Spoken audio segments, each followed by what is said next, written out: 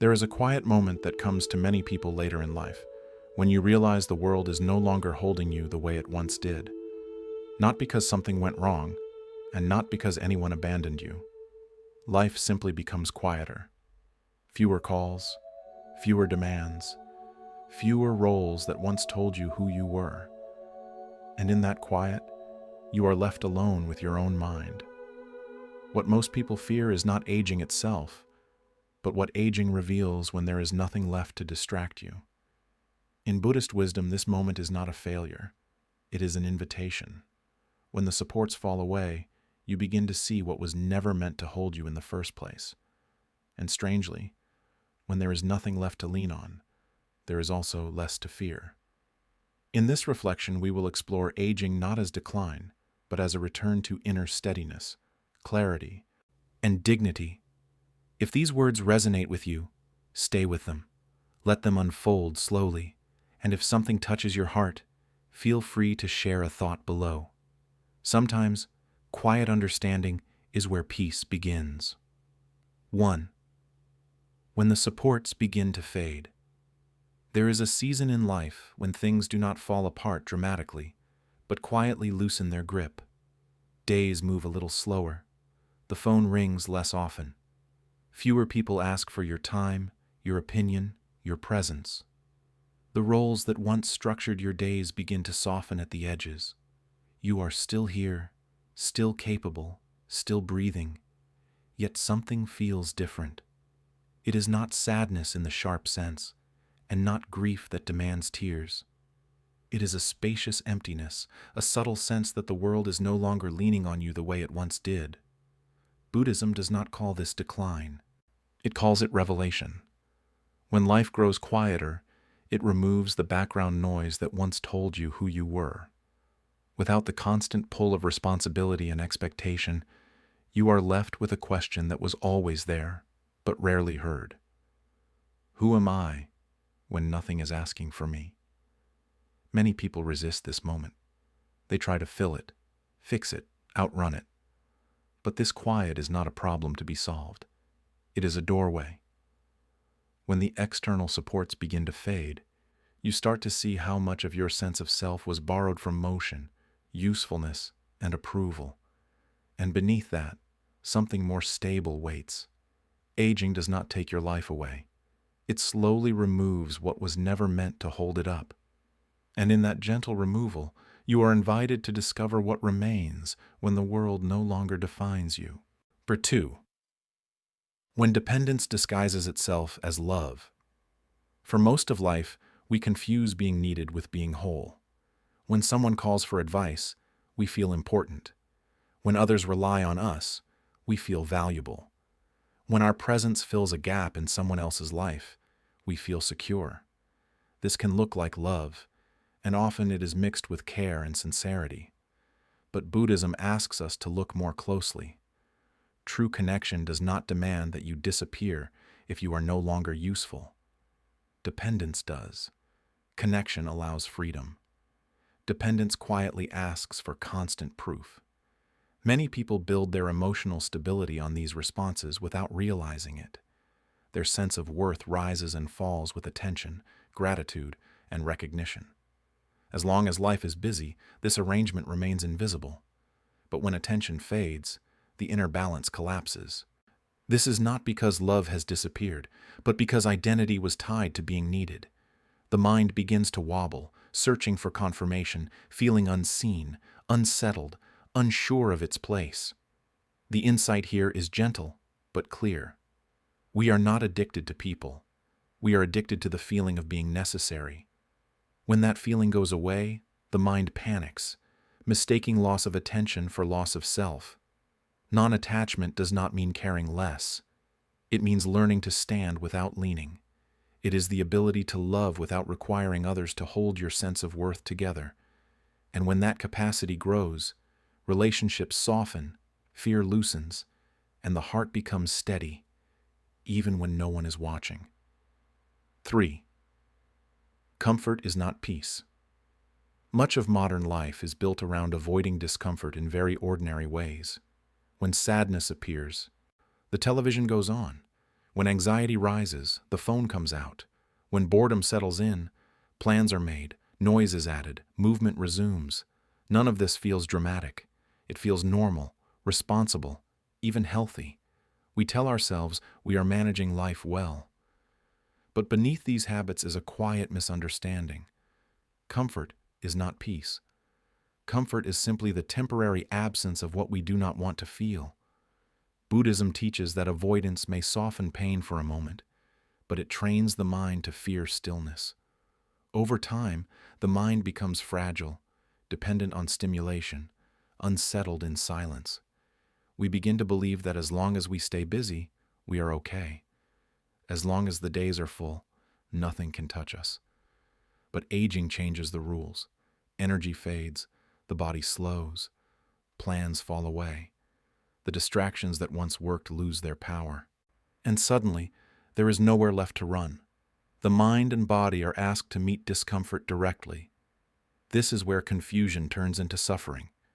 Not because discomfort is unbearable, but because the mind was never taught how to sit with it. Peace is not found by eliminating pain. It is found by changing our relationship to it. When you stop resisting every uncomfortable feeling, something unexpected happens. The fear softens. The intensity loosens. What once seemed overwhelming becomes workable. Stillness stops feeling threatening and begins to feel honest. Aging does not punish those who avoided discomfort. It simply removes the escape routes. And in doing so, it offers a quieter, deeper peace that comfort alone could never provide. 4.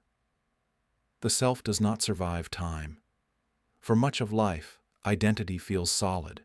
You are the parent others rely on, the professional defined by skill and competence, the strong one, the dependable one. These roles give structure and meaning, and there is nothing wrong with them. The problem begins when we believe they are who we are. Buddhism reminds us that roles are not the self. They are functions, appearances, temporary arrangements. Aging slowly removes them, not out of cruelty, but out of truth. Children grow independent. Careers end. Bodies weaken. Abilities fade. And when these layers fall away, many people experience a quiet panic. If I am no longer useful, no longer capable, no longer defined by what I do, then who am I? This is the existential crisis that arrives when identity was built on changeable ground. The teachings offer a simple metaphor. Roles are like costumes worn on a stage. Weather passing through an open sky. The storm does not damage the sky. It moves through it. You were never the role. You were the awareness experiencing it. When this is seen clearly, aging no longer feels like erasure. It feels like simplification. The unnecessary falls away. What remains is not diminished, but clarified. If this reflection resonates with you, take a moment to sit with it. And if you feel moved, you are welcome to share a thought below. Sometimes, recognizing this truth together is a gentle step toward freedom. 5. The mind you build is the mind you grow old with. There is a common belief that wisdom arrives automatically with age, that time itself softens the mind and brings peace. But if you look closely, you will see that age does not create wisdom. It reveals habits. Some people grow gentler as they grow older. Others become sharper, more bitter, more restless. The difference is not years lived, but patterns practiced. The mind you train now is the mind that will accompany you when life slows down. If the mind today is constantly rushing, replaying old wounds, worrying about the future, filling every quiet moment with distraction, that same mind will be waiting when there are fewer places to hide. Buddhism compares the mind to a garden. Tended regularly, it becomes calm and spacious. Ignored for decades, it grows wild and thorny, or to a horse. Untrained, it throws you off again and again. Gently trained, it becomes steady and trustworthy. Mindfulness is often misunderstood as something mystical or religious. In truth, it is practical preparation. It is learning to sit with thoughts without being pulled apart by them, to feel emotions without being overwhelmed, to remain present without needing constant stimulation. Later in life, When the body weakens and the world grows smaller, the mind becomes your primary companion. If that companion is kind and steady, aging feels lighter. If it is chaotic and untrained, every quiet moment becomes heavy. This is not meant to frighten, only to clarify. You are already shaping your future inner life, and small moments of awareness today quietly determine how you will experience the years ahead. 6.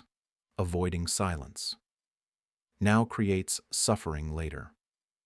Most people spend their lives running from silence without realizing it. Whenever quiet appears, something fills it. Music, conversation, screens, plans, movement. Silence feels uncomfortable because it is not empty. It holds what has been postponed. Unspoken grief, regret, longing. The parts of ourselves we never had time or courage to meet. When life is busy, this avoidance seems harmless. But aging changes the rhythm. The noise fades, invitations slow, the world grows quieter on its own. And suddenly, silence arrives without asking permission. This is when many people struggle, not because silence is cruel, but because it reveals everything that was never faced. The mind begins to race. Old memories surface. Emotions long buried demand attention. This is often mistaken for loneliness or depression, but at a deeper level, it is return, not isolation, but the reappearance of neglected parts asking to be seen. Buddhism teaches that silence does not punish. It teaches. It mirrors what has been carried quietly for years. When silence is met for the first time late in life, it can feel overwhelming. But when it is practiced gently earlier, it becomes a place of rest. Sitting with silence is not about forcing calm. It is about allowing truth to surface without panic. What feels like discomfort is often healing beginning. And when silence is no longer feared, it transforms from something to escape into something that feels like coming home.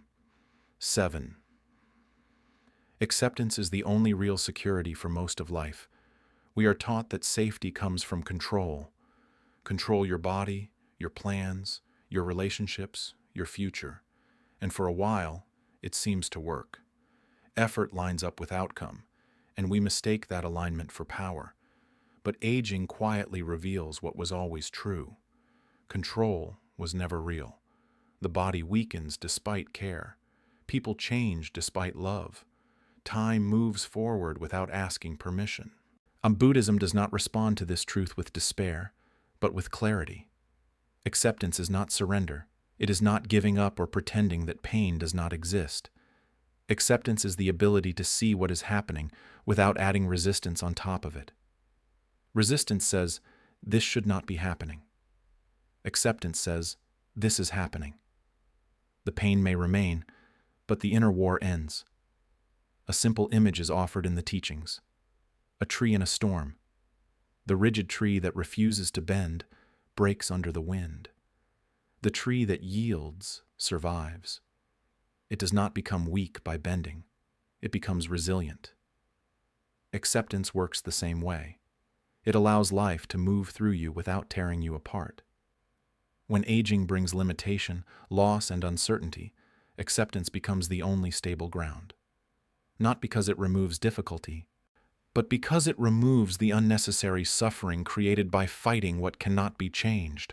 And in that letting go of resistance, fear begins to loosen its grip. 8. Regret is born from not living your truth. The deepest regrets in life rarely come from what was tried and failed. They come from what was never tried at all, words left unspoken, choices postponed, paths avoided because they felt unsafe or uncomfortable. Many people live according to expectations rather than inner truth. They choose what seems acceptable over what feels honest. They tell themselves there will be time later to speak up, later to change direction, later to live more fully. But later is an illusion. Aging does not create regret. It removes the belief that time is endless. When the future narrows, the weight of unlived truth becomes clear. Buddhism speaks of suffering not as what life does to us, but as what we do when we betray ourselves quietly, repeatedly.